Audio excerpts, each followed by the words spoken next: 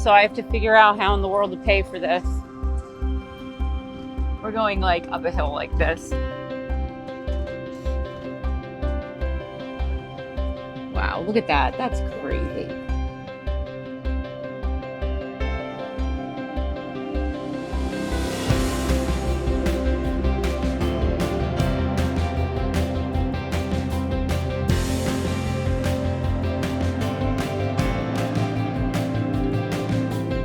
Buongiorno, my friends. I am doing yet another thing I have never done before, and that is I am going from the village of Caccamo, where I live, to the nearest closest city, which is called Termini Imerese. It's right on the Tyrrhenian Sea, and that is where I need to go today to get some of my documents processed. So you're going to come with me on the public bus. I've read some stuff about it, like how it works and where I pay and all of that, but totally new experience. I am directionally challenged, so this will be very, very interesting of a day. So let's go.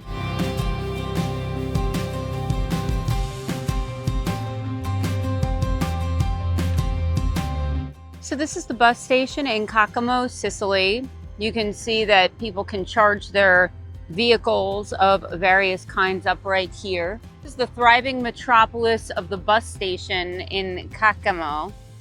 The good news, though, is you can grab some of your favorite fresh veggies, some fruit here from the fruit guy who's hanging out right here.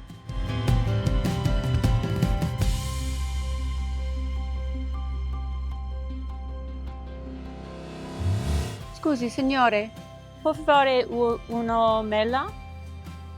Solo una. So I just bought myself an apple to enjoy on my bus ride. Yay! Fruit. Okay, I think the bus is here, so I have to figure out how in the world to pay for this. Yay me. Okay, so I just got my ticket for the bus. For me to go from Caccamo to Termini Imerese is €2.70. Buongiorno, signore. You know, it's always interesting fitting in physically, but not knowing what people are saying. I have the opposite problem that many expats have who are not of Italian descent. And what I mean by that is that it's so obvious they are not from Italy or their ancestors are not from Italy. People don't even bother to try to talk to them in Italian. For me, they talk to me really, really fast, and I can hardly keep up. So on the one hand, it's a compliment that I look like them, that I'm behaving like them. That's a good safety measure. Then there's also a part of me that's like, I don't know about this. So yeah, very interesting. The bus driver just said something to me in rapid Italian. I had no idea what he said, but I just said, okay. And I got on the bus. Now I'm waiting. So in order for me to obtain my dual citizenship, I have to utilize 2 civil government offices in 2 different towns. I am residing in the village of Caccamo, which has its own comune, or what we might call the equivalent of a city hall. There's another town that's about 20-30 minutes away called Termini Imerese. And Termini is a larger city, about 30,000 people. And they have additional government offices that I need to go to. So this morning I'm heading to the Agenzia delle Entrate to get my agreement approved for usage of the residence that I am currently in. So I needed to have all kinds of fun information for today, and everything needs to have a photocopy. This is a very bumpy bus.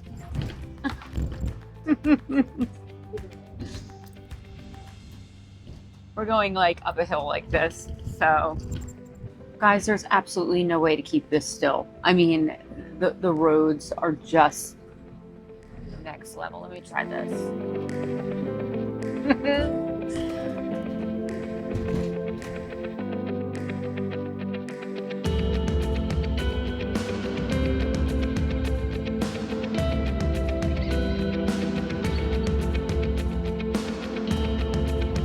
And there is the Tyrrhenian Sea right there. So as you can see, Caccamo is not far at all from water, also known as the sea. I was corrected that this is not the ocean, nor is it called the water. It is called the sea in English. They have corrected my English for me. So thanks, guys. You can see this is a very rugged and mountainous area of Sicily. And those mountains almost kiss the Tyrrhenian Sea, which is pretty amazing to think about. Oh, look at this guy. What is he doing? Sticking his foot out? Oh my gosh. People drive wacky doodle here. I've been driving for years in Haiti with my work with business coaching and nonprofit endeavors, and people literally drive maybe two steps less crazy than Haiti, and that is not a compliment. I can see why so many people immigrated to the United States from here. Look at how hard it must have been to farm in this region of Sicily. It's very mountainous, it's extremely rocky, and just making a living would be, I would think, very difficult. We're approaching the city of Termini Imerese. As you can see, there's some 10-story buildings there. It's right along the sea. So the fish there is amazing.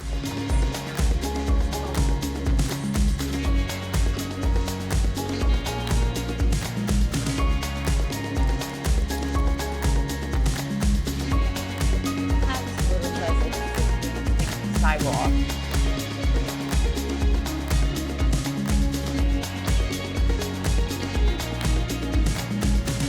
So I made it to Termini. There was no drama. You know, I just had a reminder this morning that sometimes we make things more difficult than they are. I kind of had to psych myself up about taking the bus by myself. What if I end up in the wrong city? What if I don't have the right amount of change? What if this? What if that? Like, I kind of made it a bigger deal than it really was. It doesn't mean that things couldn't have gone wrong. It just means that, you know, it's okay to try new things. So I made it here to the Agenzia delle Entrate, which means the revenue agency, where I need to register the place where I am living. This is yet another step to make sure that when people are trying to get dual citizenship through jure sanguinis, or by blood, they want to make sure that people who are trying to do this process are physically living in the country. There's lots of rules about where you can and cannot live. For example, you have to live in an actual house or apartment that you are renting. It cannot be a hotel. It cannot be an Airbnb. It cannot be a holiday home. They want to make sure you're physically living there, that you have a contract that is for real. And then after that gets done, I have the joy of being under what I call house arrest. That is not what they call it. But basically what it means is that I am waiting physically for a branch of the police to come to the house that I have just registered to double check and make sure I physically live there. They can ask me questions. They can talk to me about the house. You know, they can be given a tour if they ask for it. And again, it's another safety net for the people who have to make these final decisions to say, okay, this woman is living here. She is residing in this location. It's not a short-term thing, but she has a rental agreement of some kind. And all of that is a part of this process. So here I am. I'm waiting. I have my little ticket. I'm waiting for them to call my number. And I have all my piles of paperwork here, all of the photocopies. They're really big on photocopies, guys. Don't just walk into these government agencies with like something on your phone, because they'll say, go get photocopies. So I'm hoping the photocopies are clear enough that I will get my agreement registered. So that's why I'm here in Termini Imerese. So a couple of problems. My contract was done online in one place, but it was not done in another place. And the original contract is with my friend who is in London. So I've been asked to wait at a cafe until my friend is able to do another part of a contract on a different website that is with the government, so that I can register while I'm here. So this would not be a complete waste of time. So let's see what happens. I don't have to do anything but sit with a coffee somewhere, and that is exactly what I'm going to do. So many women, so many hand gestures. I cannot keep up. And this is calm right now. There was yelling earlier, but I didn't catch it, unfortunately. I'm back on the bus, and it has been a very interesting day. I have walked 20 minutes uphill to the bus station, took a 20-minute bus ride to the town to get my documents processed, waited for 2 hours, got there, and wonderfully, I didn't have the right paperwork. I need the originals. The originals are in London with my friend who owns the house. So now we have to figure out how to get the document to me, and or also do the online platform, which is absolutely built in 1998 and is not working for her. So I was just sitting here thinking and processing, what did I accomplish today? Well, the first and foremost thing that I accomplished was I went into a store while I was waiting for the bus and I bought, yes, toilet paper. Yeah. I'm kidding, of course. So I did accomplish other things today. I figured out how to get on a bus, go to another town, how to pay for it, how to find it, how to return on it, how to enjoy the rest of this beautiful ride through the Sicilian countryside with my bag of toilet paper. Yay me. And here they come. All the school students are coming to take over the bus. Look at them, one after one.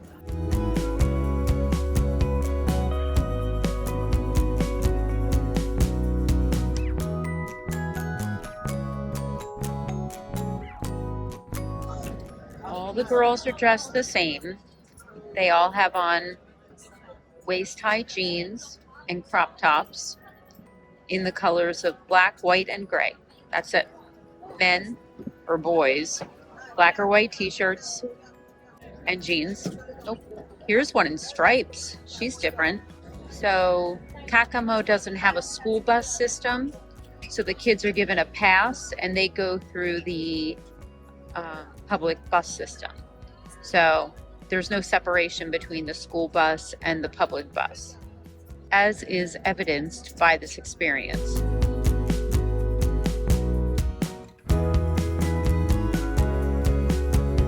And just like that, I went from me on the bus to all of that on the bus.